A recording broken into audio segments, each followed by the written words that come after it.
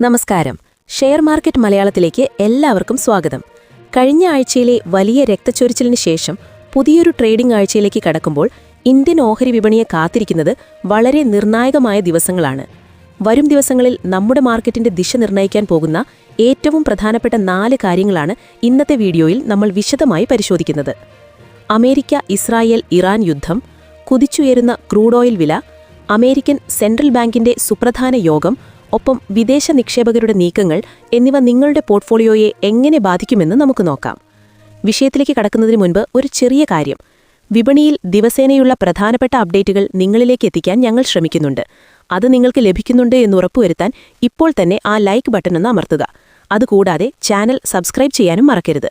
ഇനി നമുക്ക് പ്രധാന അപ്ഡേറ്റുകളിലേക്ക് കടക്കാം.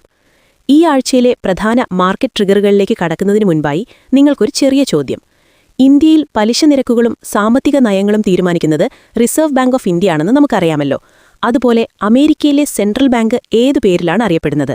Option A world bank, option B federal reserve, option C international monetary fund, option D bank of America. ഇതിന്റെ ശരിയായ ഉത്തരം അറിയാവുന്നവർ ഇപ്പോൾ തന്നെ താഴെ കമന്റ് ചെയ്യുക. വീഡിയോയുടെ അവസാനം ഇതിന്റെ ഉത്തരം ഞാൻ പറയുന്നതാണ്.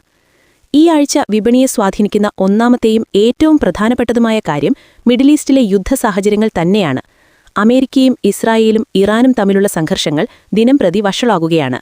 ലോകത്തിലെ എണ്ണ വിതരണത്തിന്റെ സിരാകേന്ദ്രമായ ഹോർമുസ് കടലിടുക്കിലെ അനിശ്ചിതത്വം മാർക്കറ്റിനെ വലിയ രീതിയിൽ ഭയപ്പെടുത്തുന്നുണ്ട്.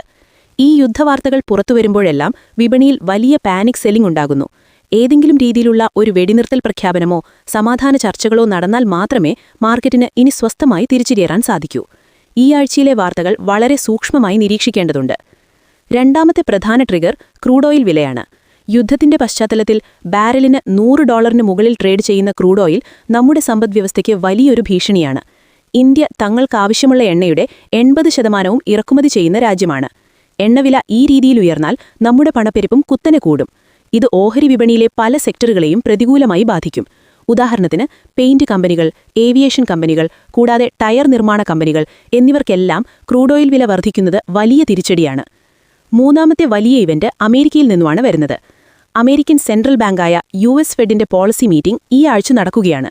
പലിശ നിരക്കുകൾ കുറയ്ക്കുമോ അതോ നിലനിർത്തുമോ എന്നതാണ് വിപണി ഉറ്റുനോക്കുന്നത്.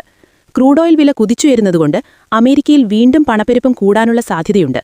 അതിനാൽ ഇപ്പോൾ പലിശ നിരക്കുകൾ കുറയ്ക്കാൻ US ഫെഡ് തയ്യാറായേക്കില്ല എന്നാണ് സാമ്പത്തിക വിദഗ്ധർ വിലയിരുത്തുന്നത്. അമേരിക്കയിൽ പലിശ നിരക്കുകൾ ഉയർന്ന നിലയിൽ തുടർന്നാൽ അത് ഇന്ത്യൻ വിപണിയെ നെഗറ്റീവായി ബാധിക്കും. കാരണം നിക്ഷേപകർക്ക് അവിടെ കൂടുതൽ റിട്ടേൺ കിട്ടുമ്പോൾ അവർ ഇന്ത്യ പോലുള്ള എമേർജിംഗ് മാർക്കറ്റുകളിൽ നിന്നും പണം പിൻവലിക്കും. ഇത് നമ്മെക്കൊണ്ടെത്തിക്കുന്നത് വിപണിയെ സ്വാധീനിക്കുന്ന നാലാമത്തെ പ്രധാന ഘടകത്തിലേക്കാണ്. ഫോറിൻ ഇൻസ്റ്റിറ്റ്യൂഷണൽ ഇൻവെസ്റ്റേഴ്സ് അഥവാ വിദേശ നിക്ഷേപകരുടെ തുടർച്ചയായുള്ള വിൽപ്പന.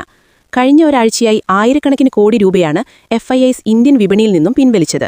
ഉയർന്ന ബോണ്ട് ഈണ്ടും യുദ്ധഭീതിയും അവരെ ഇതിന് പ്രേരിപ്പിക്കുന്നു.